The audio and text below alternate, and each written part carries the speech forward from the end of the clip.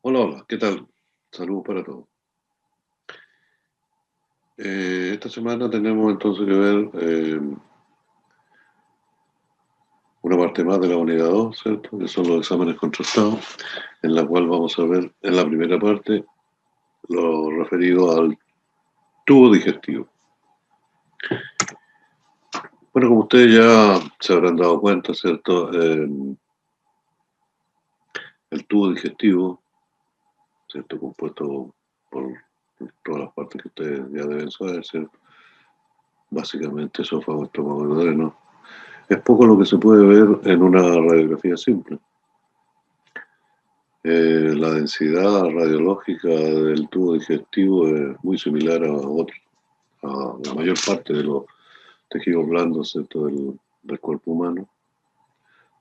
Se diferencia un poco de las partes más densas, que son los huesos, y de las partes más blandas, que son los pulmones, ¿cierto? Que contienen mucho aire. Pero en general lo demás es muy homogéneo y es difícil verlo en una proyección radiográfica, cualquiera de las partes del intestino, a menos que esté, ¿cierto?, con algún contenido que tenga alguna densidad diferente, como por ejemplo ahí tenemos un tórax, ¿cierto?, con lo cual deberíamos tener el esófago, que podemos intuir más o menos dónde se va, ¿cierto?, pero no lo vemos. Una radiografía de abdomen, ¿cierto?, donde debería estar el estómago en este sector, que sea el duodeno por acá, ¿cierto?, el intestino delgado, el colon ascendente, el transverso descendente, persona clínica, fractura hepática, no se ve, uno pues eventualmente si tienen contenido aéreo o de algún otro tipo, como este coraza, ¿cierto?, se podría visualizar algo, pero la visualización es muy mala, definitivamente, ¿cierto?, deficiente. Ahí tenemos una radiografía de abdomen simple, ¿cierto?, en un formato mayor. Lo mismo, ¿cierto?, podemos intuir que el estómago estaría por aquí. En una radiografía de tórax, ¿cierto?, que tiene una densidad diferente, ¿cierto?, con una técnica más blanda, donde se ve el aire mejor que el abdomen, ¿cierto?, que es más denso. Podemos ver el fondo del estómago, ¿cierto?, la burbuja gástrica, que se llama, ¿cierto?, por parte del intestino grueso, sobrepuesto aquí también, ¿cierto?, en la flexión esplénica. Pero más allá que eso es poco lo que se puede ver. Ahí tenemos una radiografía de columna cervical, podríamos decir, ¿cierto?, el lateral, donde se pueden ver varias estructuras, ¿cierto?, y suponer dónde va parte del esófago gástrico, ¿cierto?, de la faringe, del esófago, ¿cierto?, y de la faringe, qué sé yo. Pero definitivamente se ve muy poco. Entonces, para verlo, nosotros tenemos que introducir un medio de contraste, ¿cierto? Un elemento que tenga mayor densidad y que al pasar por el tubo digestivo nosotros podamos ir viendo la conformación y funcionalidad de esto. Aquí tenemos un medio de contraste que va pasando por el esófago en una vista lateral en la que podemos visualizar parte del esófago medio y bajo. Si ese medio de contraste sigue avanzando, ¿cierto?, podemos nosotros ver el estómago, ¿cierto?, con la flexura, con el fondo del estómago, el duodeno, ¿cierto?, el bulbo duodenal. Y si sigue avanzando, ¿cierto?, a través del duodeno podemos ver el ilion, ¿cierto?, el intestino delgado. Y finalmente llegar a través de la válvula ileocecal, ¿cierto?, hasta el intestino grueso. Y así podemos tener una visión de prácticamente todo el tubo digestivo, pero tenemos que tener un medio de contraste para que nos muestre no solo la anatomía, ¿cierto?, sino que también la funcionalidad del tubo digestivo. Para ver la parte superior del tubo digestivo, esófago, estómago, duodeno, ¿cierto?, y el intestino delgado, habitualmente este medio de contraste se ingiere, pero por características del medio de contraste, fundamentalmente, que vamos a ver más adelante, la condición en que llega el bario al intestino grueso, ¿cierto?, no es muy adecuada. Va perdiendo su efectividad, ¿cierto? Y la visualización es muy pobre.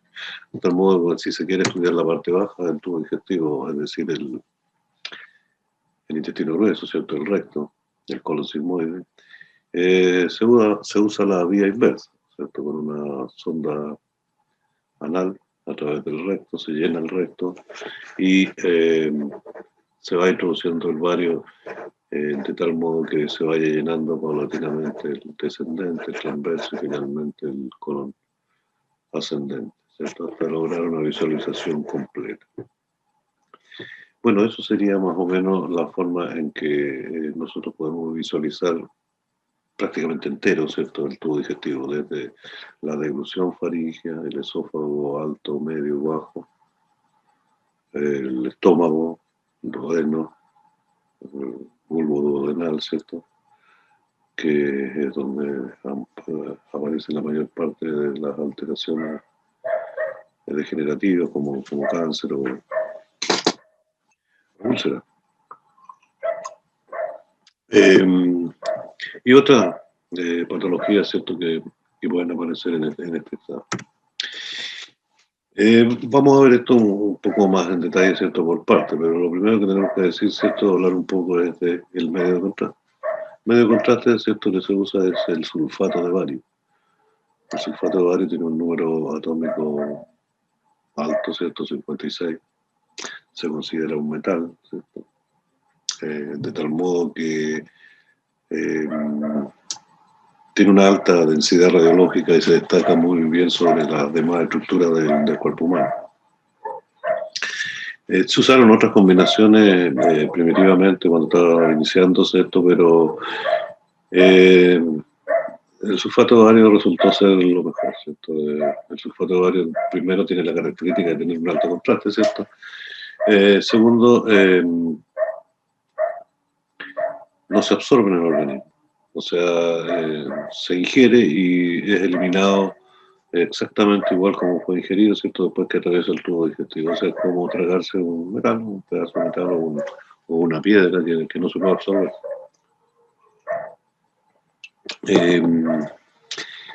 Sin embargo, no es suficiente el alto contraste que tiene, ¿cierto? Bueno, como referencia tenemos que decir que el bario es una sustancia altamente inflamable que puede encender con mucha rapidez. De hecho, se usa en los fuegos de artificio como para dar color, ciertos colores a los fuegos artificiales. Pero en la forma de sulfato es absolutamente estable, no tiene ningún peligro y puede ser manipulado con toda tranquilidad. Viene en una forma de polvo, ¿cierto?, blanco, como tiza, el cual tiene que tener algunos aditamentos, ¿cierto?, porque como dije, no basta solamente con el contraste. O sea, lo que se quiere es un líquido, ¿cierto?, que el paciente se lo tome y que primero se deslice a través de las mucosas de las diferentes partes del tubo digestivo, ¿cierto?, y se adhiera a las paredes de tal modo de poder identificar bien cualquier alteración que haya en las paredes. Como ustedes saben, ¿cierto?, el tubo digestivo, por su función digestiva, tiene pH diferentes entre una y otras partes, ¿cierto?, de tal modo que este sulfato de bario puede sufrir alteraciones en cuanto a su pH, lo cual lo lleva a formar lo que se llama la floculación, que son como grumos que se forman, ¿cierto?, por la acción de los ácidos que hay en el tubo digestivo. Entonces, además que tiene un sabor, no diría yo malo, pero es como tomar tierra, digamos, o comer tierra o tiza o algo así. Un sabor no muy agradable. Por lo tanto, al sulfato de bario se le tienen que agregar varios componentes, ¿cierto? Y los diferentes laboratorios hicieron diferentes fórmulas, pero todas basadas primero, digamos, en esto que yo le acabo de decir. O sea, tienen que arreglar la viscosidad, ¿cierto?, agregándole ciertas sustancias que le permitan adherirse al estómago o al esófago por donde vaya pasando.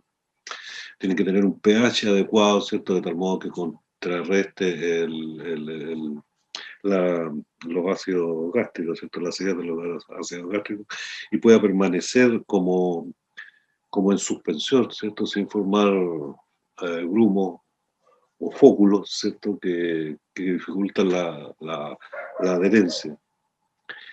Además tienen saborizantes, ¿cierto? Porque, como digo, el paciente se lo tiene que tomar. Por lo tanto, el sulfato de bario no es sulfato de bario solo, sino que tiene varios componentes que lo hacen que sea adecuado. El tamaño de las partículas de bario también tiene que ser adecuado, ¿cierto? De tal modo que pueda introducirse en la mucosa, en las vellosidades, y pueda adherirse y darnos una buena información.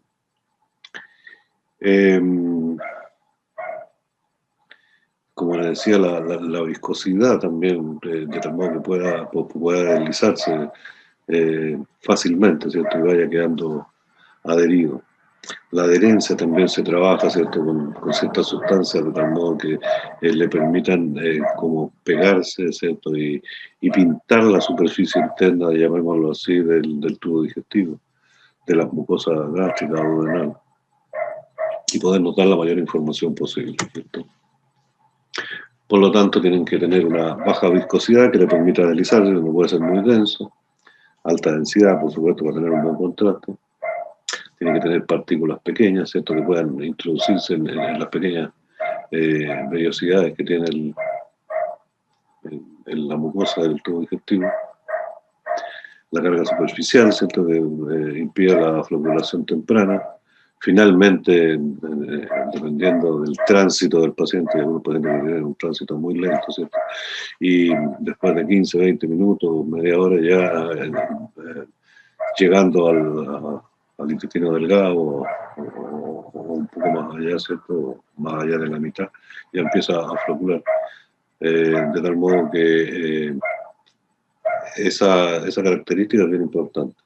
Y además el polímero, ¿cierto? Que le permite adherirse a la pared. Y eso nos permite, ¿cierto? En aumento, ¿cierto? Ver cómo las partículas se van adheriendo a las mucosas de las diferentes partes que va pasando y va pintando o pincelando la parte interna de los órganos, ¿cierto? Y a la cual nosotros lo podemos ir fotografiando o sacándole radiografía en las diferentes proyecciones que vamos a ver.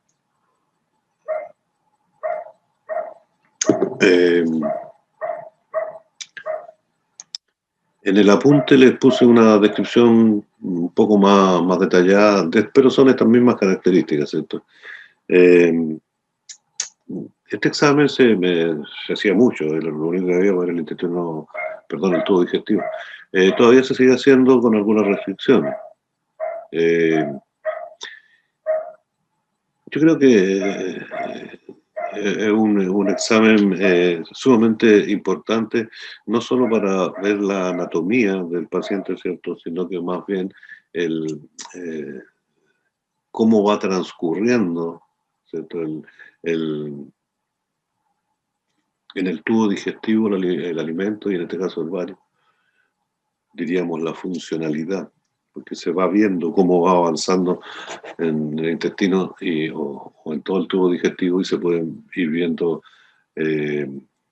como se dice ahora, en vivo, ¿cierto? Las alteraciones que pueden producirse, y en el mismo examen se van tomando las radiografías correspondientes, ¿cierto? Un buen medio de contraste debería darnos imágenes como las que se ven ahí, ¿cierto?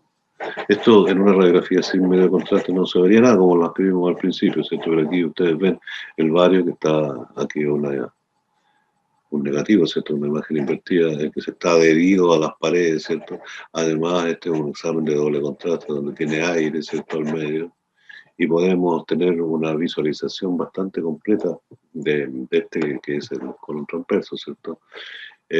Además que probablemente sea una proyección anterior-posterior, pero nosotros podemos girar al paciente o levantarle los pies o inclinarlo hacia adelante, y podemos ver los diferentes contornos del tubo digestivo. Lo mismo acá, ¿cierto? Bueno, ahora vamos al examen propiamente tal. Para la parte alta, ¿cierto? Lo que se llama la deglución faríngea o la parte alta del esófago, las proyecciones, por supuesto, son las clásicas, ¿cierto? Una posterior anterior, perdón, antero posterior, eh, perdón, postero anterior, o sea, de atrás hacia adelante, apoyando la parte anterior. Y una lateral, ¿cierto? El vario, como es un líquido, ¿cierto? Eh, es igual casi como tomar agua, ¿cierto? Uno toma un trago de agua y antes de un segundo ya está en el estómago, pasa muy rápidamente. Eh, Además, las secreciones eh, de saliva, ¿cierto? Hacen que esto sea muy fluido y pasa muy rápidamente. Para obtener una buena visualización de esto hay que tener mucha habilidad, ¿cierto? De tal modo que uno, justo cuando vaya pasando por aquí el barrio, uno pueda tomar radiografía.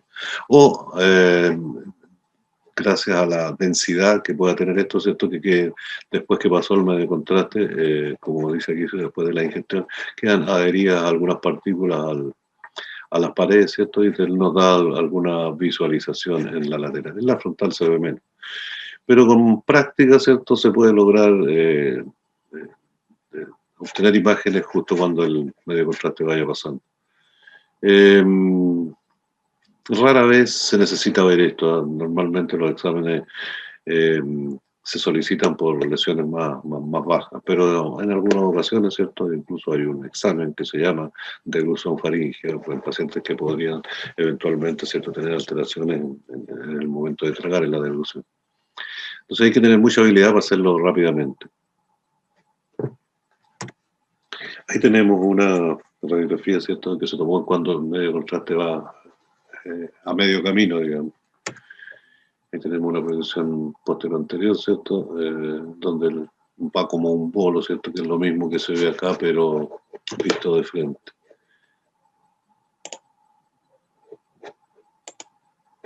Ahí se ve.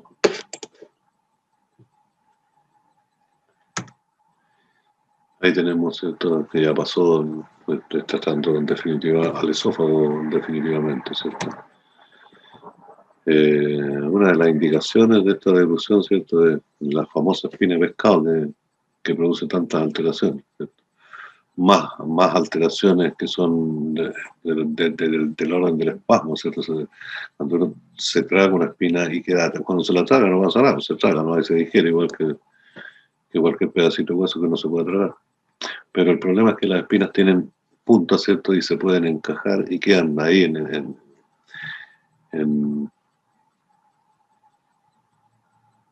la faringe, ¿cierto? Y producen mucha molestia. Eh, Cuesta respirar, el sentido de arcada y náusea, y es muy desagradable. Entonces, y además que se ve muy poco, porque son espinas de pescado que tienen muy poca densidad radiológica. Pero cuando se toma el bario, a veces queda atrapado un poquitito de bario ahí, ¿cierto? Y se puede determinar bien que la posición en que está para entrar con un laringoscopio, ¿cierto? El cirujano y pueda tomarla y sacarla. Pero hay que determinar bien dónde está. En ese sentido tiene alguna utilidad esta parte del tubo digestivo con bario. Encontré por ahí este GIF, que se llama, ¿cierto? Donde representa más o menos, para que vean ustedes la velocidad con que se traga. Pasa muy rápidamente, entonces uno tiene que tener la habilidad, ¿cierto?, de tener la máquina funcionando, rotando el tubo. Recuerden que esto se hace en un seriógrafo, ¿cierto? De tal modo que uno está mirando en radioscopía y en el momento de tomar la radioscopía tiene que meter el carro, ¿cierto? El carro se fija y ahí se toma la radiografía. O sea, desde que uno aprieta el disparador hasta que sale el disparo pasa un segundo y medio. Entonces hay que calcular muy bien cuando uno quiere tomar la radiografía. O sea, cuando uno está viendo así, perfecto. Pero cuando va a tomar la radiografía, diría yo, el paciente se le dice, tome un trago de bario, pero no lo trague, manténgalo como está ahí, ¿cierto? Manténgalo en la boca. Entonces, empieza a andar el rotor, entra el carro, Se pone en posiciones, ahí ya no está viendo radiografía, bueno, está suponiendo que el paciente todavía tiene el bario en la boca. Entonces ya le dice, trague, y ahí le toma la foto. Y ahí sale más o menos, por eso hay que tener un poco de práctica. Ahora, también el paciente tiene que tragar en el momento que uno le diga, porque si, o sea, hay que darle la recomendación, ¿cierto? Cuando yo diga trague, usted traga. Le da trague y ya está puesto en la máquina, se demoró un poco y se levanta en la foto. Y de ahí a que salga la segunda foto, ¿cierto? Ya pasó, ya de tal modo que, como digo, se necesita práctica. Pero es posible ver bien esta parte. Para el esófago medio y bajo, ¿cierto? Se usa la posición posterior anterior, oblicua anterior derecha, como ustedes ven ahí, ¿cierto? Que es la mejor posición donde, con los 30 grados, ¿cierto? Donde se queda el mayor espacio, ¿cierto? Entre la parte posterior del corazón, ¿cierto? Y la parte anterior de la columna. Entonces por aquí debería pasar el esófago, que como ustedes saben es una cavidad virtual, ¿cierto? Que se abre en el momento que pasan los alimentos solamente. Después se cierra y permite la respiración por la tráquea, ¿cierto? Que va un poquito posterior a ella. Por eso cuando uno traga y está respirando, deja un poco de respirar para poder tragar. Y nosotros podemos ver, ¿cierto?, el esófago aquí en toda su extensión. También, ¿cierto? Hay que tener un cálculo más o menos cuántos segundos se demora, ¿cierto? Porque para tomarle la foto cuando el medio de contraste esté aquí o cuando va llegando abajo, si quiere ver. Y ahí se ven alteraciones como esta, ¿cierto? Con una probable estenosis del píloro, ¿cierto? Eh, que nos da una acumulación bastante importante de medio de contraste en el esófago. Este examen tiene, o sea, habitualmente este examen lo hacen los radiólogos, no lo hacen los tecnólogos. Lo hacen los radiólogos porque es un examen dinámico en el que el diagnóstico se hace justo en el examen. En el sentido de que uno va haciendo o el radiólogo que va haciendo el examen, ¿cierto? Va viendo las proyecciones básicas y ve si hay alguna alteración. Si no hay alteración, ¿cierto? Pasa y no toma ninguna radiografía, lo más toma una como un documento, ¿cierto? Para confirmar que no tiene alteraciones. Pero cuando hay, o surge, como en este caso, ¿cierto? Primero una retención de bastante importancia, entre ensanchamiento del esófago, con una protuberancia, ¿cierto? Que puede ser una úlcera o alguna otra patología, entonces lo empieza a mover de tal modo de poder desproyectarlo. Como decíamos, la fase inicial, ¿cierto? Siempre se toma en oblicuo anterior derecha, que sería esta, más o menos, ¿cierto? Pero si fue esta la primera, ve que esa proyección tiene una alteración, lo acomoda, en este caso un posterior anterior, o sea, lo va girando al paciente y lo va mirando en la pantalla y lo pone en posición PA, en ese caso, ¿cierto? Donde mejor se ve la alteración. Por eso que es un examen dinámico y el radiólogo lo hace el radiólogo, digamos, porque en ese momento él ve las alteraciones y puede mover al paciente hasta poder demostrar bien la alteración o la patología. Sin embargo, nosotros los tecnólogos tenemos que saber cómo funciona, ¿cierto? No solamente por saber cómo funciona, sino que eventualmente nosotros podríamos hacerlo. Y de hecho yo, cuando trabajaba en el hospital en urgencia, más de una oportunidad de turno tuve que hacer parte de esto, ¿cierto? Esto de la espina de pescado era bien habitual que había que hacerlo. Por pacientes que necesitan el examen por alguna alteración urgente, ¿cierto? Un paciente hospitalizado que tiene algún problema que hay que resolverlo rápido, o un paciente que llega a urgencia. De tal modo que el tecnólogo tiene que saber cómo se hacen estas cosas, cómo funcionan y cuál es la forma en que mejor se hace. ¿Cierto? Ahora, habitualmente el paciente para tomarle la radiografía se toma de pie, ¿cierto? Para que pueda tomar. También puede ser en decúbito, de hecho hay algunas técnicas para reflujo, para comprobar un reflujo gastroesofágico, ¿cierto? Donde el paciente tiene que estar en decúbito, incluso más que en decúbito, en posición de tren del embur, ¿cierto? Con las piernas o con los pies más altos que la cabeza. pues tiene que tomar con una manguera, ¿cierto? Con una sonda el medio de contraste, pero lo habitual es que el paciente esté de pie. Por lo tanto, el medio de contraste pasa muy rápidamente. Sin embargo, nosotros lo podemos poner en posición prona, ¿cierto? Y mantener un poco tiempo más el medio de contraste que cae por gravedad estando de pie, ¿cierto? Se mantiene en la posición horizontal. Igual sigue pasando, pero pasa bastante más lento. Entonces, en posición erecta prácticamente no se ve nada, pero si a este paciente le damos el medio de contraste y se lo traga estando en decúbito, como posición prona, ahí el medio de contraste va a permanecer un tiempo y nos va a permitir visualizar mucho mejor. Este es un examen que ya no se hace, ¿cierto? Que se hacía con alguna frecuencia, que incluso estaban los códigos de FONASA. Se hacía fundamentalmente en niños, ¿cierto? Cuando no había, ¿cómo se llama? Ecocardiografía, ni habían uh, otros exámenes como los que hay ahora, ¿cierto? Para poder ver el corazón. Entonces, esta era una alternativa para poder ver ciertas alteraciones, ¿cierto? Es lo que se llama el esofagograma, en la misma posición oblicua, ¿cierto? Se producen las depresiones que daban alguna indicación respecto a las dilataciones, por ejemplo, del ventrículo izquierdo, ¿cierto? O, o el estrechamiento órtico, ¿cierto? Que estaba aumentado o puesto en otra dirección. Se hacía con alguna frecuencia, se tomaba el oblicuo anterior derecha, ¿cierto? Igual que cuando se podía, o si no, el antero posterior y el lateral, y ellos tenían una visualización de las estructuras del corazón a través de la impresión que dejaban en el medio contraste. Al decir ello me refiero a los cardiólogos y los pediatras, ¿cierto? Los radiólogos pediatras que también tenían que manejarse con esto de las curvaturas para poder informar alteraciones del corazón evidenciadas a través de esta columna de varios, ¿cierto? Que se deforma por las alteraciones o por la anatomía cardiovascular. Siguiendo después que ya vimos el esófago, ¿cierto? En el examen de esófago, estómago, duodeno, el medio de contraste sigue avanzando, ¿cierto? Y llega al estómago y aquí tenemos que tener claro cómo es y cómo está ubicado el estómago. Ahí lo ven ustedes azulito el tubo digestivo, me imagino que identificarán rápidamente cuál es el estómago, ¿cierto?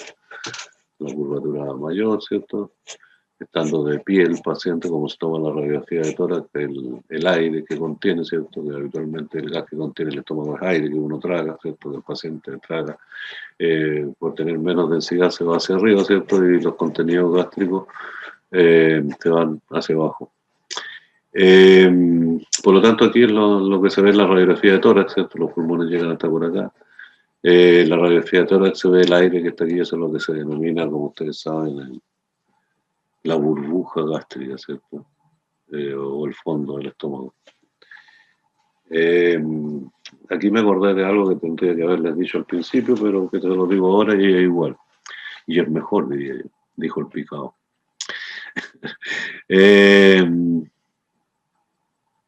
Para hacer este examen, el esófago, si uno quiere ver una patología del esófago no es tan importante, pero para ver del estómago para abajo, esto tiene que ser con el paciente absolutamente en ayunas, al menos 12 horas, 8 horas en ayunas, de tal modo que no quede contenido en el estómago, que esté el estómago vacío. Y si es posible, el intestino delgado también, porque el medio de contraste se va a mezclar con el contenido y nos va a dar una imagen muy pobre.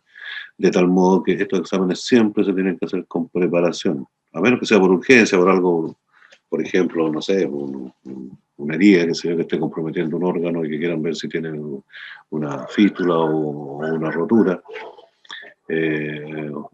o en un accidente en un pabellón, por ejemplo, que se puede haber roto algo, entonces quieren ver cómo funciona o cuál es la alteración que se produce. Entonces, en general, eso no es posible prepararlo, ¿cierto? Porque hay que hacerlo, el paciente que viene de un accidente o de pabellón por alguna alteración, se hace. Pero si uno quiere estudiar el estómago, del estómago abajo tiene que ser con una muy buena preparación. La preparación significa no comer de tal modo que el estómago esté vacío. ¿Cierto? En algunos casos con algún laxante, ¿cierto? De tal modo que limpie el intestino, y el intestino también está libre de residuos, para que el intestino delgado pueda ser ocupado por el medio de contacto y se pueda hacer un buen diagnóstico. Dicho eso, que deberíamos haber dicho al principio, esto de la muy buena preparación, en el apunte está descrita bien la preparación. La preparación es eso, es decir, la idea es dejar el estómago absolutamente vacío. Y no solamente el estómago, sino que todo el tubo digestivo.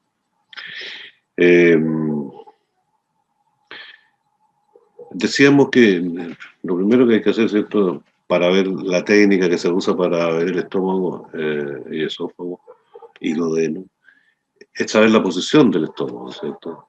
Si uno ve a un paciente de pie, ¿cierto?, en anteroposterior, tiene que ver que el estómago ocupa a grandes rasgos esa posición. Pueden haber pequeñas alteraciones, pero la mayor parte es más o menos eso. Hay algunos pacientes de estos que son muy delgaditos, ¿cierto? Tienen el estómago que les llega bastante abajo, casi hasta la pelvis. Pero en general, y los pacientes que son más macicitos, voluminosos, ¿cierto? Tienen el estómago más cortito y más transversal. Pero en general, más o menos esa es la posición. Pero si ponemos nosotros a nuestro paciente de lado, ¿cierto? Vamos a ver que la posición que se sigue manteniendo, ¿cierto? Pero cambia en el sentido de que la parte superior del estómago está más atrás y la parte inferior está más hacia adelante. Esto es bien importante cuando nosotros acostamos al paciente, ¿cierto? Porque si nosotros al paciente lo acostamos en decúbito supino, la parte alta del estómago va a estar más baja, ¿cierto? Por lo tanto, el contenido gástrico líquido, sólido, se va a ir hacia arriba, ¿cierto? Y hacia abajo va a quedar la parte más gaseosa. Si nosotros lo ponemos en posición prono, cambia la cosa, ¿cierto? Ahí sí la parte más densa se va hacia abajo y el aire se va un poco hacia arriba. Eso hay que tenerlo claro, ¿cierto? Porque cuando uno hace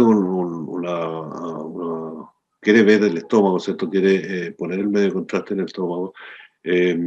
Lo que se hace, que lo vamos a ver a continuación, bueno, eso es un ejemplo de qué sucede cuando nosotros tomamos el medio de contraste, ¿cierto? Pasa al esófago, llega al estómago, el paciente está de pie y el medio de contraste tiñe un poco, ¿cierto?, el fondo del estómago, pero fundamentalmente pasa que tenemos un estómago bien largo, ¿cierto?, un paciente probablemente muy, muy delgado, o delgado al menos, y se acumula en la parte baja, ¿cierto? Ven ustedes que teniendo el vario la característica de adherirse a las paredes, ¿cierto? Aunque el vario, la parte más líquida pasó, algo se adhirió en el fondo del estómago y en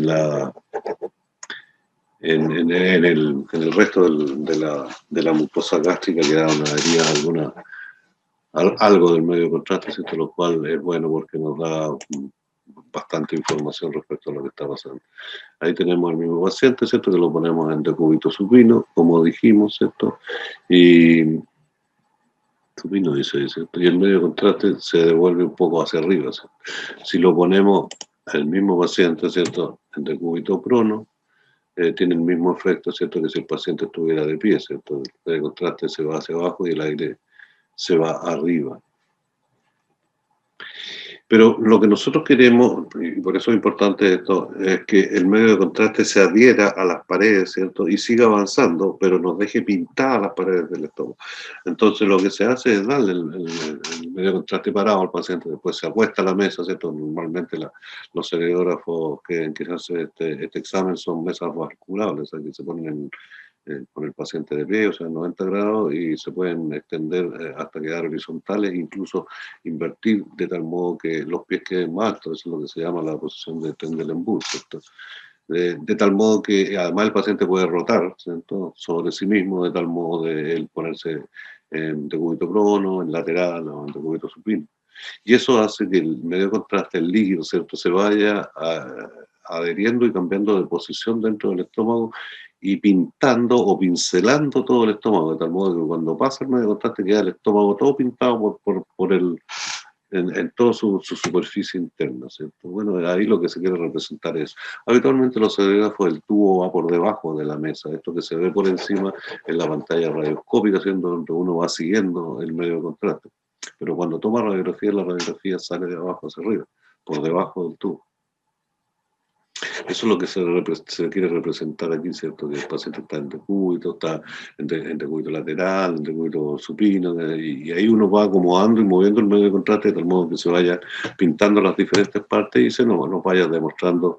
Ahí tenemos, ¿cierto? Un estómago que con el vario ya pasó, ¿cierto? Y ya está en el intestino delgado, pero las paredes quedaron...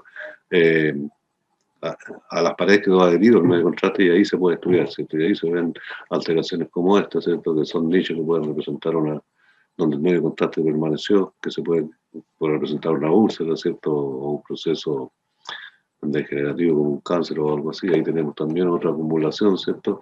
Que en esa posición anteroposterior se ve así, pero aquí la persona que está haciendo ve que eso podría ser alguna cosa, entonces gira el paciente, lo pone en lateral y esto mismo que se veía de frente aquí, en lateral, se ve claramente, ¿cierto? Que el medio de contraste que debería estar aquí pasó a esa parte y ahí hay probablemente una úlcera, lo mismo con esto, ¿cierto? Entonces hay que saber la anatomía e identificar las cosas que no están bien y tratar de verlas en la proyección que uno ve habitualmente, ¿cierto?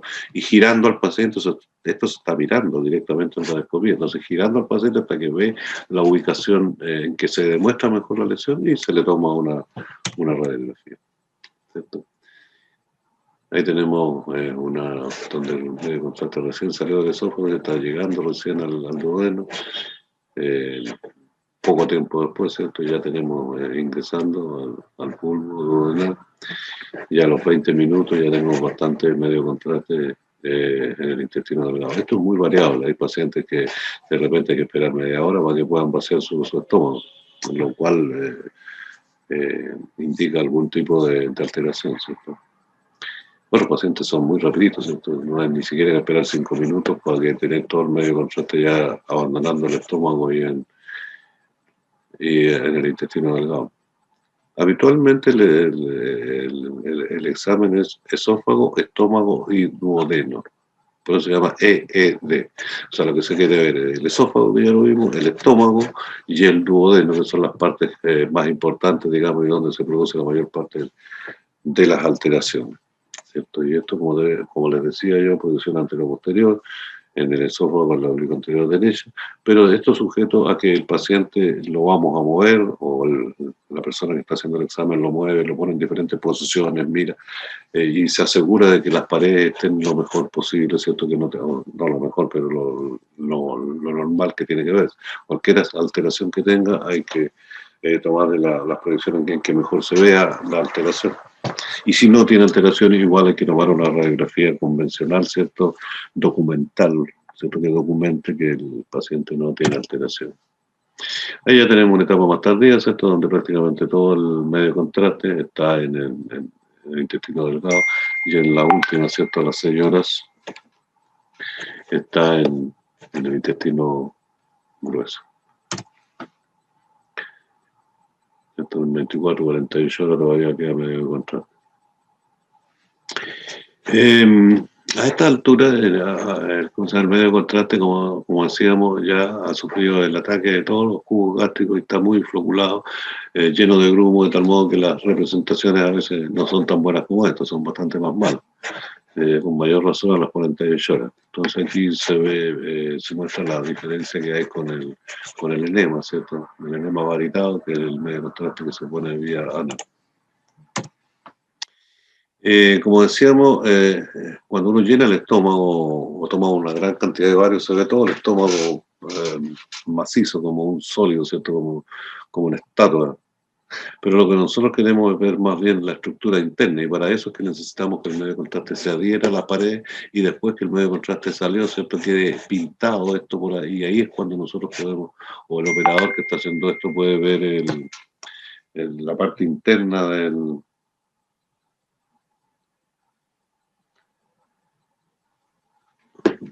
Me llegó un WhatsApp, dije. Bueno, entonces, eso es lo que se quiere, ¿cierto? Ver la mucosa y ver las alteraciones y las pequeñas alteraciones que puede tener. Por eso que es importante la calidad del medio de contraste, o sea, no es echarle una gran cantidad de medio de contraste que se vea como un tubo relleno, ¿cierto? Sino que después que se pasa el medio de contraste, queda en las paredes pintadas con el medio de contraste adherido y nosotros podemos ver todas las estructuras internas y las alteraciones que se pueden producir, ¿cierto? En posición erecta, ¿cierto? En decúbito y lo que corresponde. Además, complementariamente a esto, se puede utilizar, ¿cierto? En casos como este, ¿cierto? Donde el medio de contraste está como un tubo, ¿cierto? Muy denso, la compresión, ¿cierto? Los compresores en los equipos que se usan para hacer esto, los equipos digestivos, ¿cierto? Con seriógrafo, que pueden hacer varias tomas, así como están estas, ¿cierto? En una sola placa, tomas 1, 2, 3, 6, 8 placas, 8 tomas, ¿cierto? En diferentes posiciones.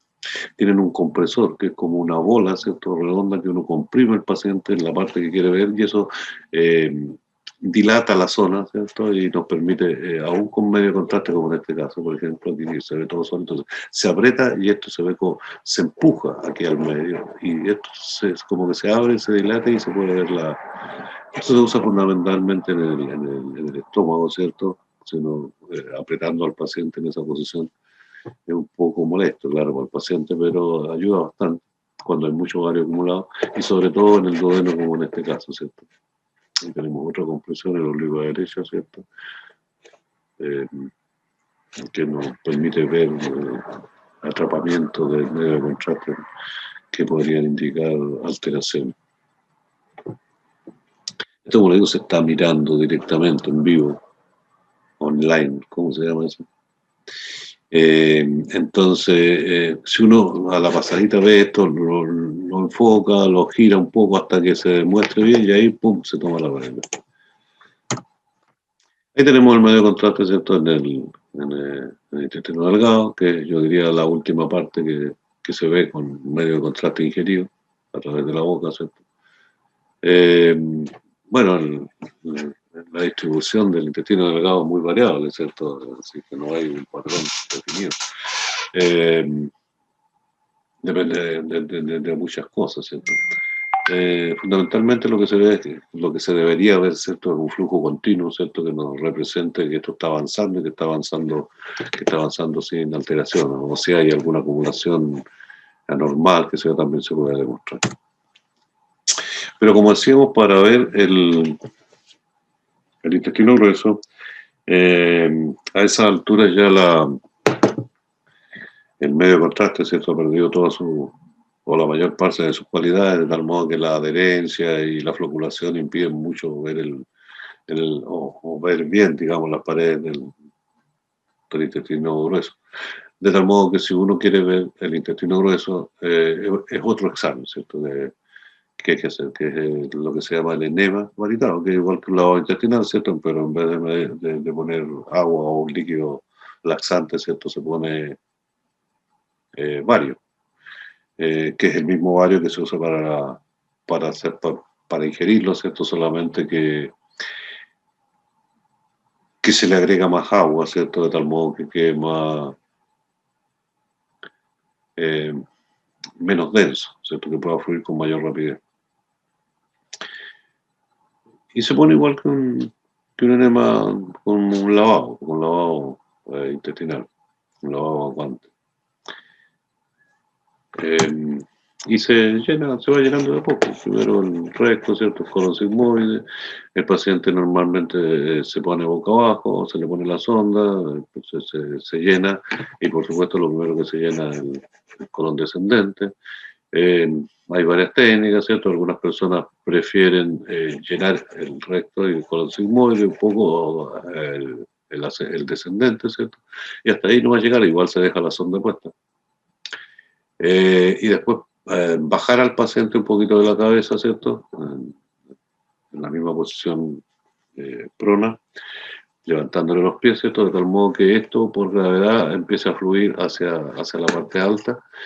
Y después levantar al paciente del lado derecho, ¿cierto? De tal modo que se empiece a llenar, o sea, el medio contraste llega arriba, ¿cierto? Se empieza a llenar esta otra, después se gira el paciente, se levanta esta parte, ¿cierto? Y el medio contraste empieza a pasar para acá, siempre con los pies más altos que la cabeza, de tal modo que esto sigue sea, es como guiar un líquido, ¿cierto? Por gravedad, y después que llega a esta parte, se llena esta parte, ¿cierto? Se gira para otro lado y se para al paciente de tal modo que se llene todo el... O como en este caso, ¿cierto? Que le echaron medio de contraste aquí con la olla, como decía mi abuelita, y le llenaron todo el recto, el colon sigmoide, el colon descendente, el transverso, todo lleno de medio de contraste. Ahí deben haber por lo menos 1,5 litros o 2 litros de medio de contraste, lo cual, como digo, no es tan necesario. Basta con dar una cantidad como esta, ¿cierto? Y empezar a mover al paciente y tratarlo como un líquido, ¿cierto? Que va a seguir la gravedad. O sea, mover al paciente, bajarlo, levantarlo del lado, levantarlo del otro, hasta tener que el medio de contraste pase por todo el tubo, por todos los contornos que tiene el intestino grueso y quede adherido a las paredes. Teniendo eso, ya uno después para con el medio de contraste, ¿cierto? O puede ingresar un poco más de medio de contraste si le falta, y pintar todo el interior y después empieza a girar al paciente en las diferentes posiciones. Como decíamos, el tubo siempre está por debajo de la mesa, ¿cierto? Al ponerle una placa aquí arriba, lo que quieren representar es cómo se toma la radiografía, porque por acá arriba va el equipo, ¿cierto? El equipo, el cereógrafo, digestivo, ¿cierto? Que es el que uno va mirando y va tomando la radiografía. Esto es solamente pedagógico, didáctico, ¿cierto? De poner la placa ahí para que se vea cómo funciona. Entonces ahí podemos fijarnos, ¿cierto? Poniendo al paciente en las diferentes posiciones. Si queremos ver más esto, lo podemos girar hacia un lado, hacia el otro. Si queremos separar esto, lo ponemos en cierta posición hasta que se separe, ¿cierto? Y veremos. Como digo, esto es una columna sólida de vario, que es mucho vario esto. De tal modo que nos da solamente el contorno, pero no nos da la visualización de la parte interna, como en este caso, ¿cierto? Esto tiene mucho menos vario y algo de aire, de tal modo que nos da una visualización de la parte interna, de la cavidad del intestino grueso. Bueno, de acuerdo a las diferentes estructuras de los pacientes, ¿cierto? Tenemos colon transverso así como ese o como ese, ¿cierto? Además, esta disposición va variando si el paciente está de pie o si el paciente está acostado. Así que hay múltiples posibilidades. Después de esto, lo habitual es mandar al paciente al baño, ¿cierto? A eliminar el medio de contraste. Habitualmente estos exámenes se hacen en salas de baño, en la cual al lado hay un baño, ¿cierto? Donde el paciente pueda eliminar el medio de contraste. Y después se toman radiografías de control, ¿cierto? Con el paciente ya que eliminó todo y se pueden ver, ¿cierto? Algunas retenciones patológicas que puedan quedar en algunos nichos que representen alguna patología. O sea, después de la evacuación queda más o menos eso. Bueno, el paciente, después que ya no necesita más medio de contraste, o sea, cuando se está llenando, se le saca la sonda, ¿cierto? Y después va al baño sin sonda, lo cual es un tanto peligroso, ¿cierto? Porque no sé si ustedes se han hecho el lavado intestinal, pero con 1 litro o 2 litros de líquido en el recto hay que hacer mucho esfuerzo para retenerlo. De tal modo que es muy habitual, ¿cierto? Que cuando el paciente va al baño con su intestino lleno de bario, sobre todo cuando se le han echado más de 1,5 litros, 2 litros de bario, no alcanza a llegar al baño y queda chorreado desde el equipo hasta la entrada al baño y el baño todo. No es muy agradable después. Por eso algunas personas prefieren dejar la sonda y mandar al paciente con sonda al baño y después les hace que se saque la sonda en el baño. Además que hay sondas especiales para hacer esto, que se usan con alguna frecuencia, que tienen la cualidad de tener un globo que se infla dentro del recto, ¿cierto? De tal modo que impide que se salga. Lo cual es muy útil, sobre todo en pacientes que pueden tener alteraciones, ¿cierto? En el intestino, que hay que verlas, ¿cierto? Hay que hacerle el examen. Pero en pacientes ancianos que tienen deficiencia de los esfínteres, entonces retienen muy poco y en algunos casos no se puede hacer porque uno le pone el medio de contraste y se sale al tiro. A menos que sea con estas sondas especiales donde se infla un globo que tiene un volumen grande, entonces pueden retener con mucha más facilidad. Ahí tenemos posiciones diferentes, ¿cierto? Oblicua, posterior derecha, parece ser eso, ¿cierto? El anterior posterior con el paciente después que ya evacuó.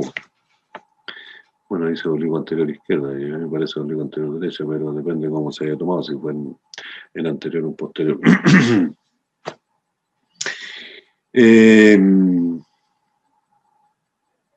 Pero si uno quiere ver estructura interna, ¿cierto?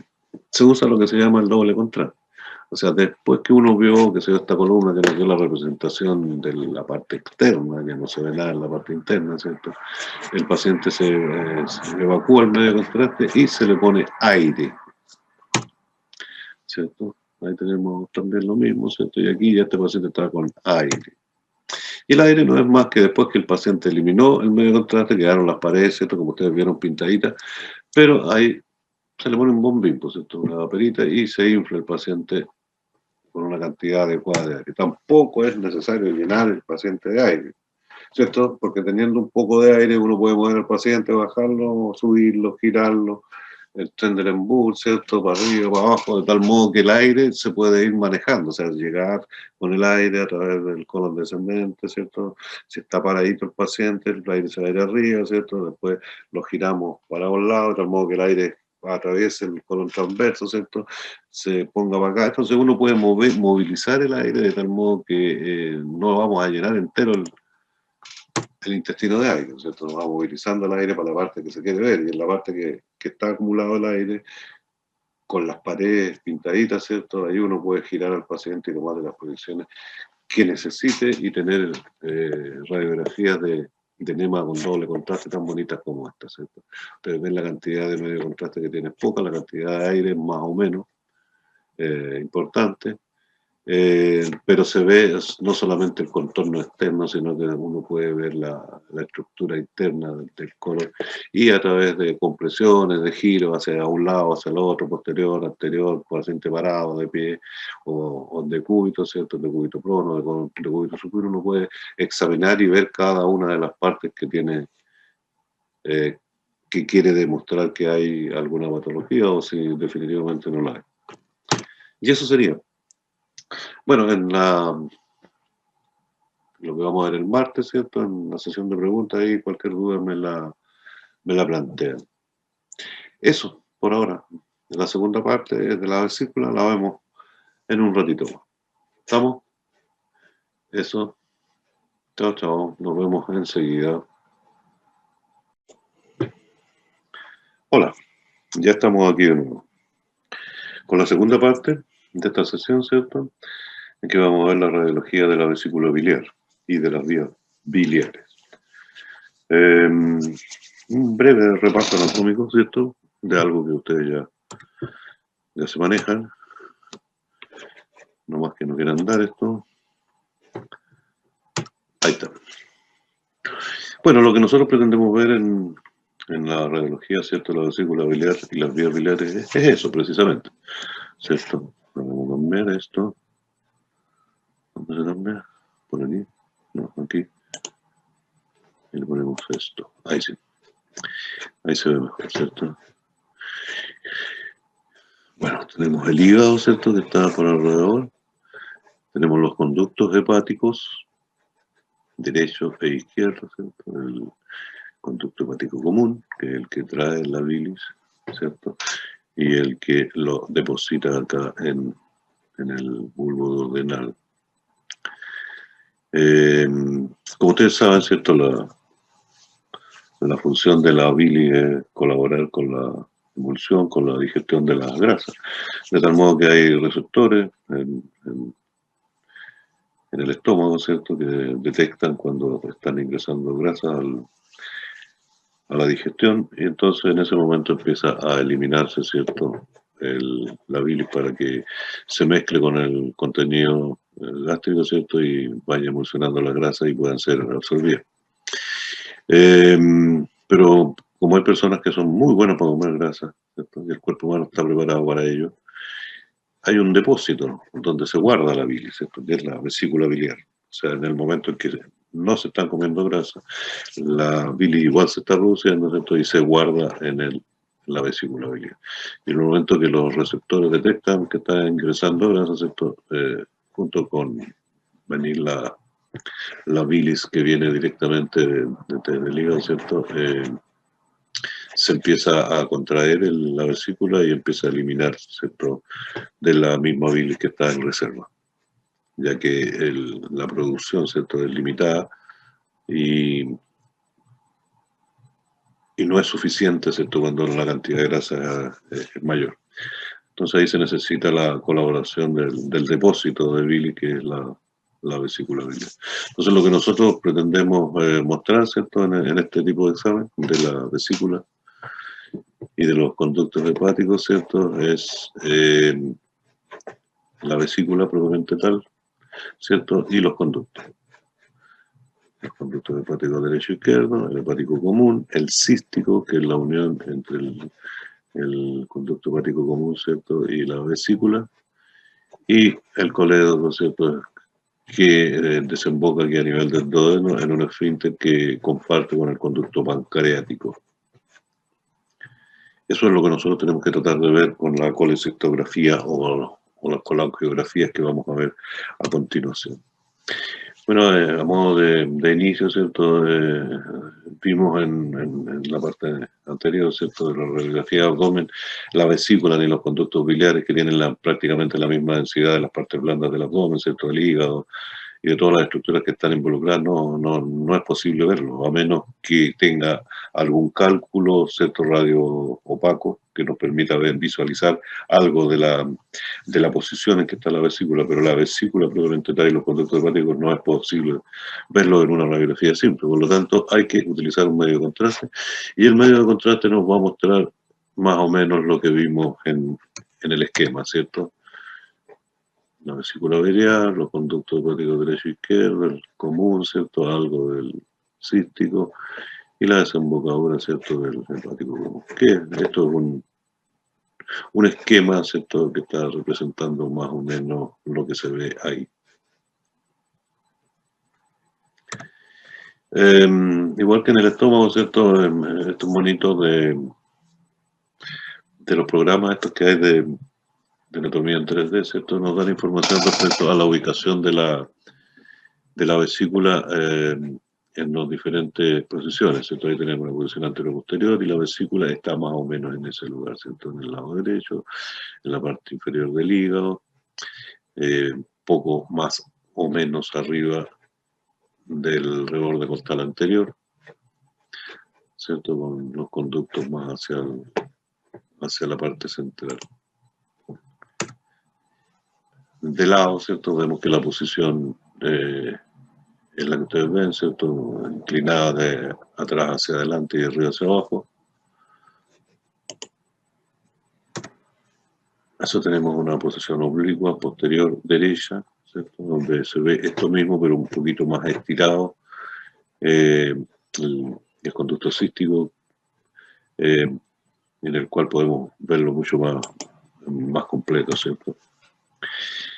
Y ahí tenemos una proyección vista desde el otro lado, ¿cierto?, un oblicuo posterior izquierda. Hay que tener siempre en cuenta, ¿cierto?, los diferentes tipos de pacientes que existen, ¿cierto?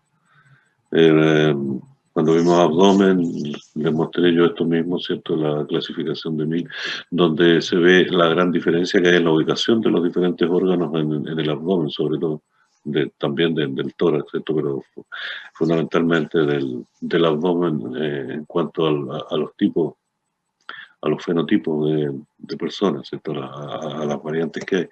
Y tenemos que el hiperesténico, ¿cierto?, el paciente voluminoso, grueso, maceteadito, la vesícula al verla de frente se ve casi como un punto. Eso es porque la vesícula está comprimida por los órganos abdominales que están muy apretaditos, ¿cierto? Y no es que la vesícula sea redonda, sino que se ve redonda porque está muy levantada en la parte anterior, ¿cierto? Que como vimos en la diapositiva anterior estaba como colgando hacia abajo, pero en este caso los órganos lo comprimen hacia arriba y se ve como de frente. Los pacientes asténicos, ¿cierto?, pacientes flacuchos, delgados, altos, en general la vesícula queda estiradita y metida casi en la pelvis, ¿cierto?, a diferencia de acá que está casi en el borde superior del tórax. Y posiciones intermedias para los tipos asténicos y hiposténicos, ¿cierto? Pero hay que tener en cuenta que la vesícula varía mucho de esta posición a esta, ¿cierto?, entre un paciente y otro. No solamente en altura, sino que también que está más cercana a la línea media en este tipo de pacientes, ¿cierto? Y en los intermedios, también intermedios. Bueno, ahí tenemos la posición de la vesícula, ¿cierto?, en los diferentes tipos que recién acabamos de ver, ¿cierto? Y cuando en el paciente voluminoso vemos la vesícula como un círculo, como un punto, ¿cierto?, es porque está estirada, levantada de la parte más baja. Luego, no es que sea así, sino que es la forma en que se ve, ¿no? ¿Cierto? Tenemos representados los diferentes tipos y dónde tendríamos que más o menos, o cuál sería la variación en que nosotros tendríamos que tomar la radiografía para poder poner la vesícula en la parte media, ¿cierto?, de nuestro examen, de nuestra fotografía o radiografía. Y esto sería más o menos lo que veríamos, ¿cierto?, en una vesícula con contraste, por supuesto. Si no tiene contraste no se va a ver, no se va a ver nada, a menos, como digo, que tenga un cálculo o dos en alguna de sus secciones, ¿cierto? Entonces vamos a ver el cálculo y podríamos deducir más o menos la posición en que está la vesícula. Y de hecho eso ocurre en algunos exámenes, ¿cierto? A veces en una radiografía de columnas, entonces vemos algunos cálculos y ahí podemos determinar en qué lugar está ubicada para ese paciente la vesícula biliar. Ahí tenemos algunos ejemplos de cálculos de la vesícula, ¿cierto? Cálculos biliares.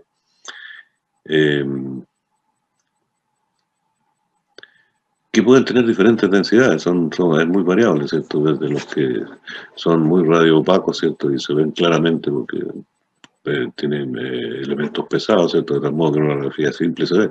Y uno puede deducir que por aquí está la vesícula, ¿cierto? Por aquí están los conductos hepáticos, el común, qué sé yo, pero eso es solamente suposición.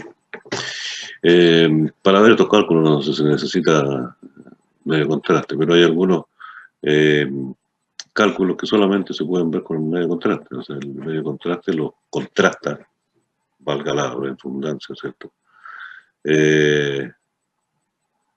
Frente a la densidad que tienen, ¿cierto? Aquí tenemos algunos, ¿cierto?, que sin medio contraste no se habrían visto, pero estos son muy radiosensivos o radiotransparentes, ¿cierto? De tal modo que se destacan muy bien con el medio de contraste. Y junto con el grado de dureza que tienen, que les da la radiotransparencia, ¿cierto? El grado de radiotransparencia. También tienen diferentes densidades. O sea, un cálculo puede ser muy radiotransparente, ¿cierto? Pero puede tener alta densidad y si está sumergido en líquido como es la bili, tiende a irse hacia el fondo. Al revés, ¿cierto? Hay algunos que son muy livianitos y que quedan flotando y se van en la parte de arriba del líquido. Lo mismo pasa cuando se puso medio de contraste, como en este caso. Esto es una vesícula contrastada que tiene medio contraste y el cálculo está depositado en el fondo porque el paciente está de pie. Si este paciente se acuesta, lo más probable es que el cálculo cambie de posición. Y tenemos otros tipos de cálculos de diferentes densidades, ¿cierto? Que nos encontramos a veces en radiografías simples que no necesitan contraste para...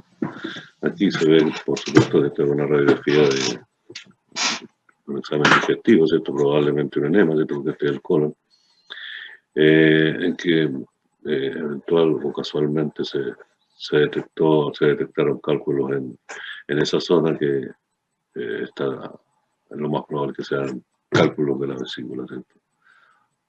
O litiasis vesicular. Bueno, los exámenes que existen y que se usan ahora también, pero muy poco, porque existen otros exámenes de otras tecnologías que permiten también ver la vesícula y sin medio de contraste, como por ejemplo la ecografía, por supuesto también en escala y resonancia. De tal modo que este tipo de exámenes se hace poco, excepto los últimos. Estos eran los que más se hacían cuando lo único que existía era esta tecnología de rayo X, nada más. No existía la ecografía o escáner o resonancia. Y ecografía, por supuesto. Entonces existía la colecistografía, o existe porque todavía se puede usar, ¿cierto? Que puede ser colecistografía oral, o sea, para ver la vesícula se da un medio de contraste oral, o puede ser colecistografía endovenosa, que es más o menos el mismo medio de contraste, solamente que va en un medio sector endovenoso y que se inyecta igual que una pilografía. También existían las colangiografías, La colangiografía también se hacen con medio de contraste, ¿cierto? Pero hay que cateterizar los conductos, o sea, meter una sonda hasta que llega al conducto y ahí poner el medio de contraste. Eso se llama colangiografía, como, como, eh, como diferenciando, ¿cierto? Y para eso existía la colangiografía operatoria, ¿cierto? Que podía ser intraoperatoria, o sea, en el pabellón, cuando se está operando el paciente, ¿cierto? Se le saca la vesícula, la operación de vesícula es cortar la vesícula y sellarla, ¿cierto? De tal modo que pues, los pacientes quedan con el flujo directo desde el hepático común hasta el duodeno. Si pasa más grasa, no hay más, ¿no? Pero el cuerpo humano funciona con eso. No se digieren todas las grasas, digamos, pasan de largo. O algunas se absorberán de otra manera, ¿cierto? Eh, pero ya los pacientes no tienen vesícula. Entonces, durante la operación, eh, es posible, ¿cierto?, que se saque la vesícula al estarla mirando, ¿cierto? Se toca y tiene cálculo dentro, la cortan, la sellan, ¿cierto? Y después tocan los conductos a ver si tienen algún cálculo, pero a veces no es posible tener certeza absoluta de que no quedan cálculos. Entonces, en el mismo, antes de terminar, de cerrar el paciente, se pone una sonda, ¿cierto? En el cístico donde está cortado y se pone medio contraste y se ven ahí todos los conductos y se puede ver si queda algún cálculo. La postoperatoria que se usaba con bastante frecuencia, o sea, antes cuando todas las operaciones de vesícula se hacían con atajo abierto, ¿cierto? Se abría el paciente y se llegaba hasta allá. Ahora no se hace así, ¿cierto? Hace mucho tiempo, o sea, se usa la laparoscopía, ¿cierto? Que se hace un hoyito nomás y ahí se mete un endoscopio, que se yo, se mira ahí y se corta y se saca y no es necesario abrir.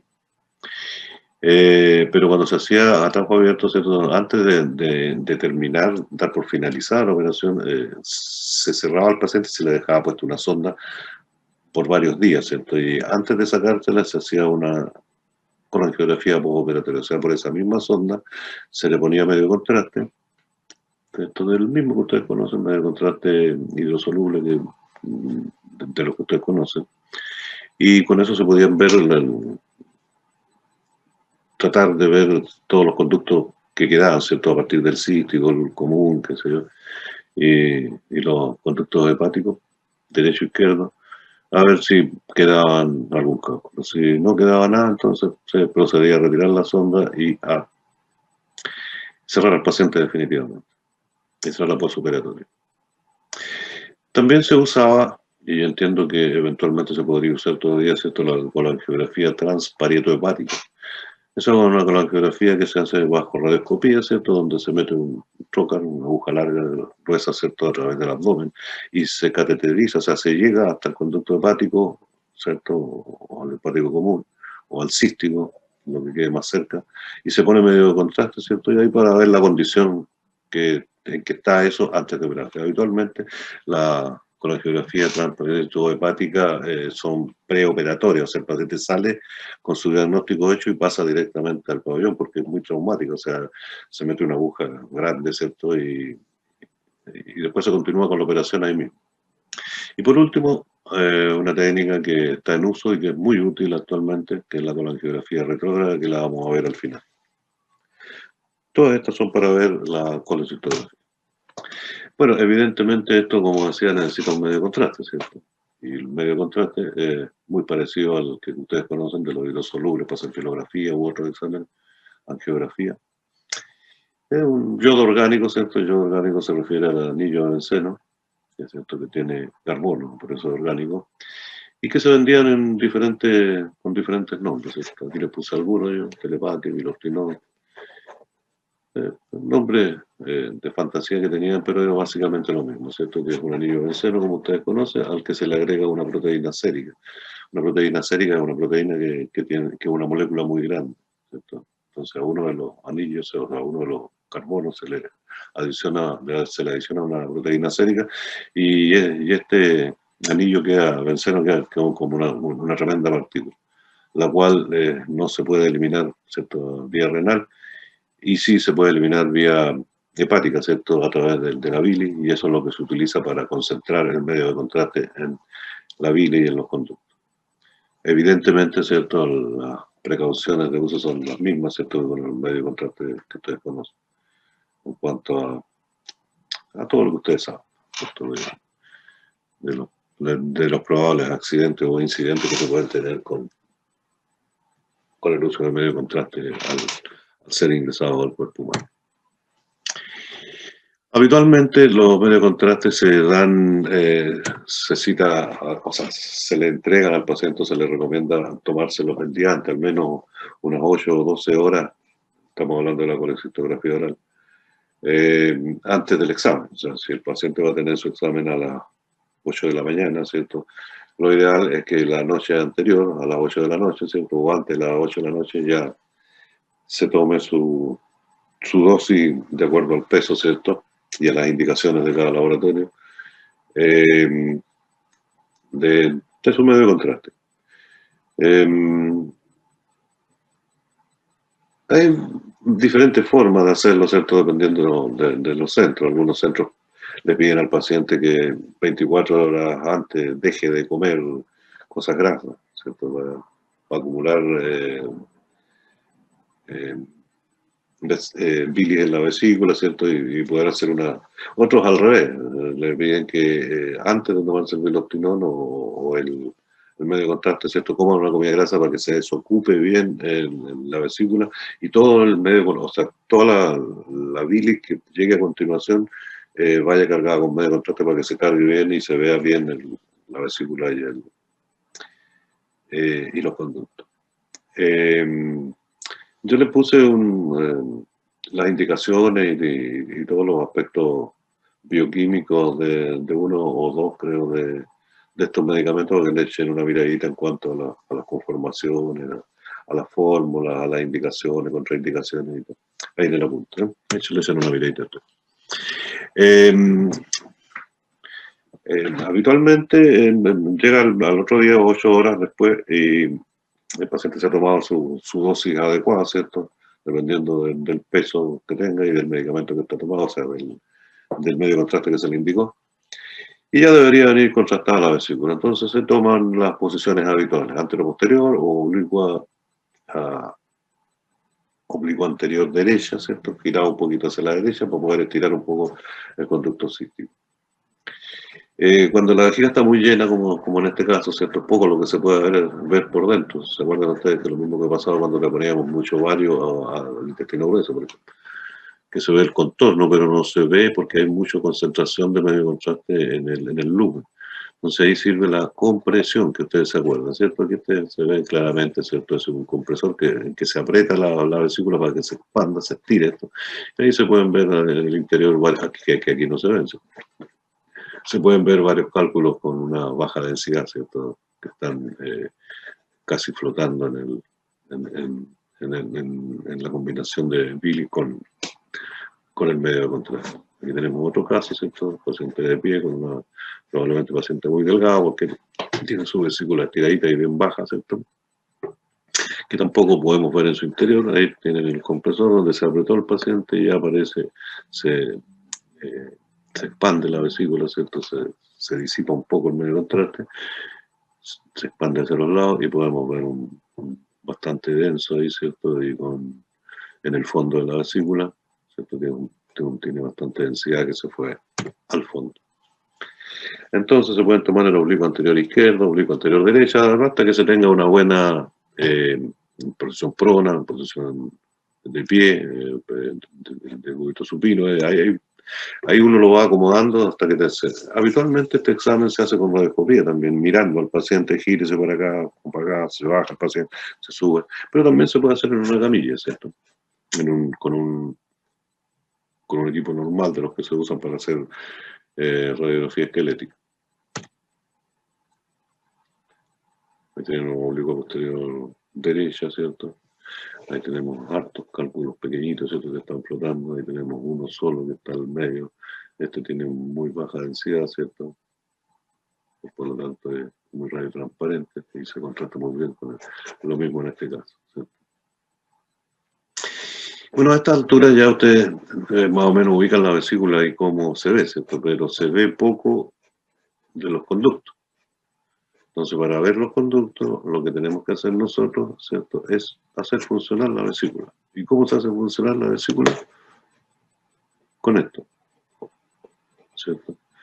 Después que ya se obtienen una toma o radiografía de varias posiciones, 2 al menos, de la vesícula, se le pide al paciente, habitualmente se le pide que traiga, ¿cierto?, una comida grasa, que puede ser una taza de leche con huevo, puede ser un pastel, ¿cierto?, de esto que tienen hartas cremas.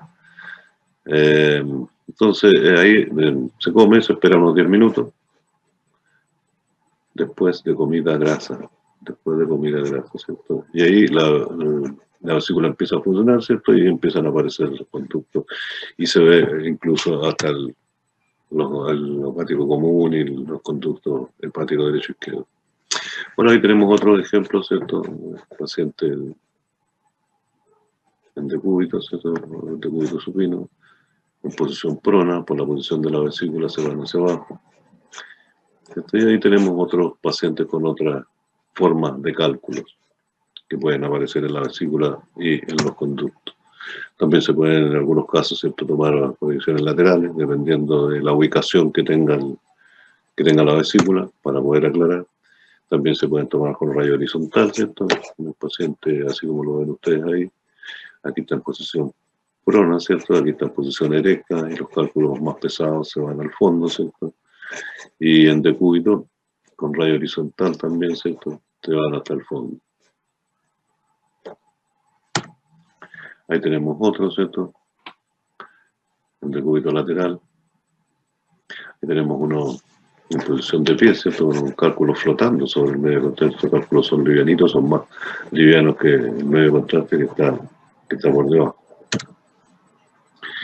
Siempre tener presente, ¿cierto?, que cuando tenemos una vesícula así tan densa, no es que no tenga cálculos, es que si hubieran no se vería. Entonces hay que comprimirlo para estirar un poco la vesícula y pueda ver. Bueno, aquí tenemos después de 8 minutos de la comida grasa, ¿cierto?, empiezan a aparecer los conductos porque empieza a funcionar el hígado, ¿cierto?, empieza a bajar la bilis y a salir de la vesícula por el conducto cístico, y se puede ver, sí, porque también pueden haber cálculos en los conductos, ¿cierto?, que son efectivamente los que duelen.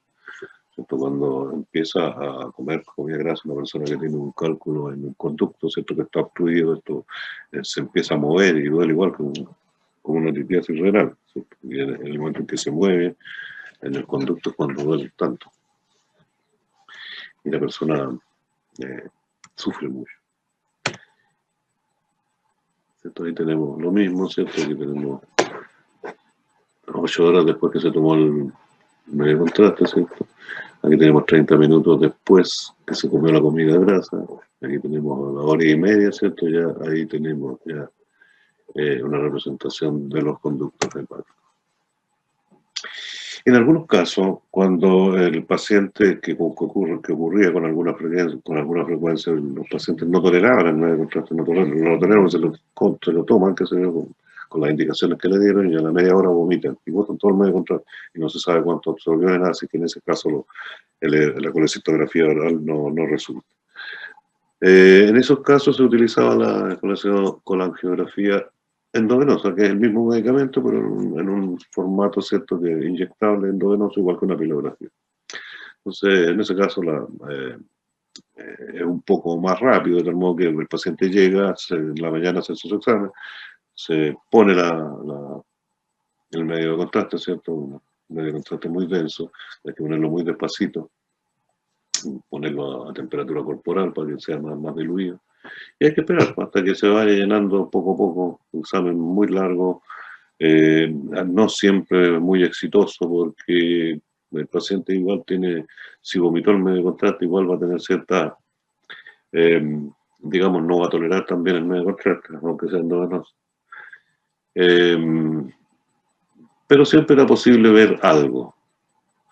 Examen poco práctico en el sentido de que el paciente tiene que estar acostado sobre la camilla durante todo el examen, ¿cierto? Porque si se junta un poco de medio contraste en la vesícula, si le decimos ya levántese, en una hora más le vamos a tomar otra radiografía y salga afuera, el paciente se para y medio contraste se nos puede ir todo el poquito que hay por gravedad, ¿cierto? Y eliminar.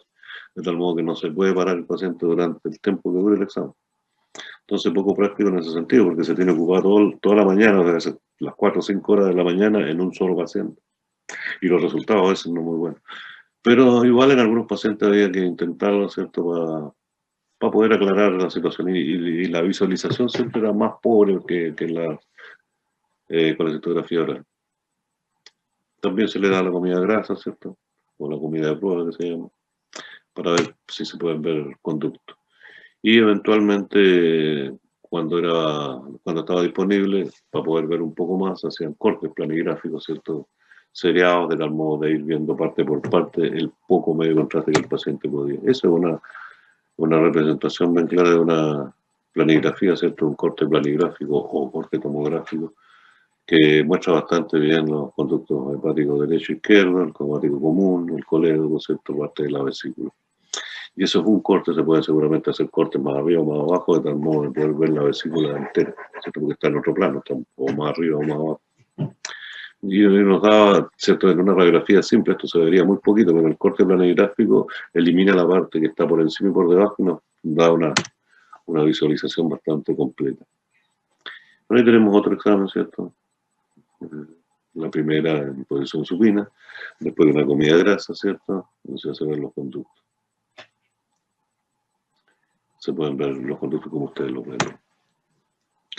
Bueno, con la geografía operatoria, ¿cierto? Ya se las describí y corresponde a eso, ¿cierto? Antes de cerrar al paciente en el pabellón, se pone medio contraste a través de la sonda, ¿cierto? Que está en el conducto cístico y se llena para ver si quedan algún cálculo antes para poder completar, digamos, la extracción de los cálculos. Entonces, esto es lo mismo, ¿cierto? Ahí estaba la vesícula antes que fue eliminada, ¿cierto? Se pone la sonda, se llena con medio contraste y se tiene una visualización de todo el árbol ahí para determinar si quedaron algún cálculo en alguno de los conductos. Que es la misma por sonda T, ¿cierto? La diferencia es que esta misma sonda que ustedes ven ahí se deja ahí, que sale a través de la cicatriz, se deja una semana, qué sé yo, y después que ya que el paciente se ha recuperado un poco, que se ve que su anatomía se recupera en la forma y todo, se le pone medio contraste y se le toma radiografía en varios planos para ver si queda algún residuo,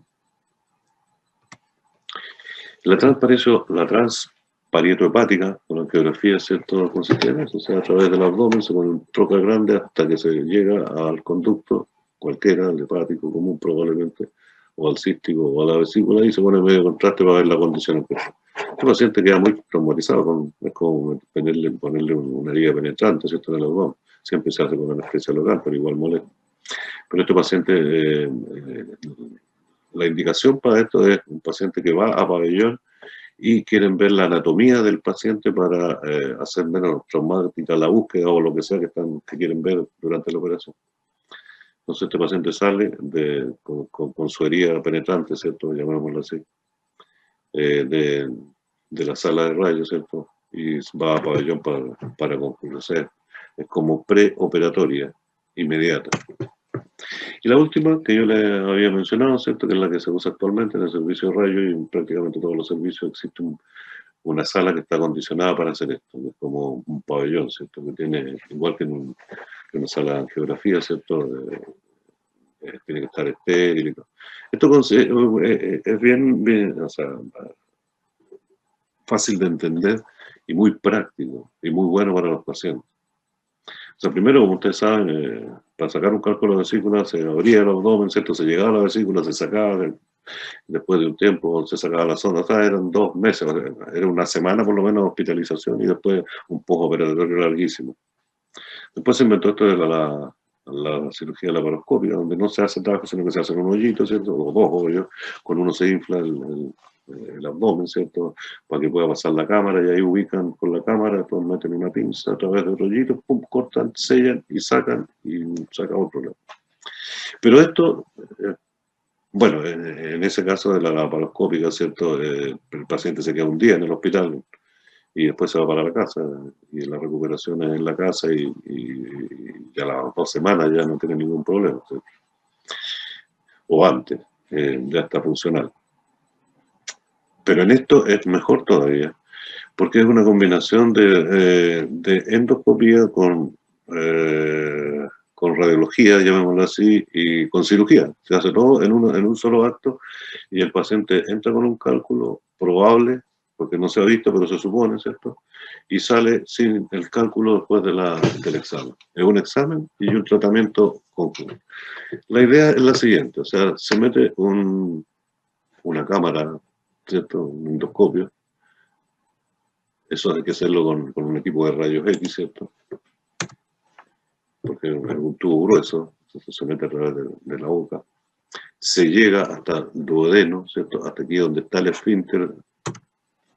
Ahí se ve, ¿cierto? Se mete, pum, pum. Y eso hay que guiarlo con radioscopía, hay que estarlo mirando con radioscopía. Hasta que se llega a la zona donde debería estar, ¿cierto?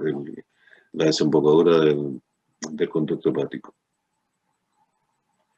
Y ahí la cámara, porque tiene una cámara, entonces, ubica la entrada del esfínter, ¿cierto? Y saca una sonda y la pone, pum, y se mete en la sonda. Ahí se va poniendo un poquito de medio contraste, ¿cierto? Y se llega a la zona, este es el endoscopio, ¿cierto?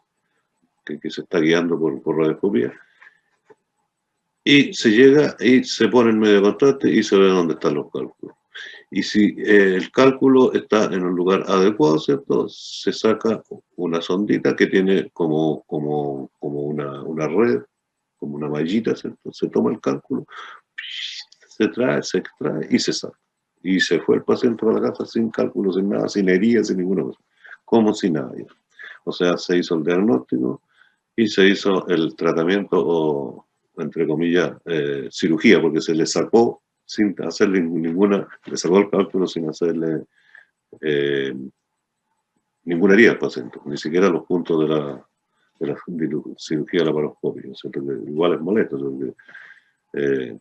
significa igual perforar un poco o perforar definitivamente la pared torácica. Diferente, claro, de hacer un corte, ¿cierto? Un tajo de 10 centímetros que lo que se hacía originalmente. Esa es la colangiografía retrógrada, ¿cierto? Ahí participan varias personas, ¿cierto? Tiene que haber un cirujano, tiene que haber un internista, tiene que haber anestesista, tiene que haber de todo. Por eso es como un pabellón que se implementa en el servicio de radio, porque ahí tiene que haber un equipo de radioscopía para ir guiando en la primera etapa, ¿cierto? El transcurso del endoscopio hasta llegar al duodeno. Y eso sería. En el apunte hay más detalles, ¿cierto? Cualquier cosa me la preguntan en la sesión del próximo martes.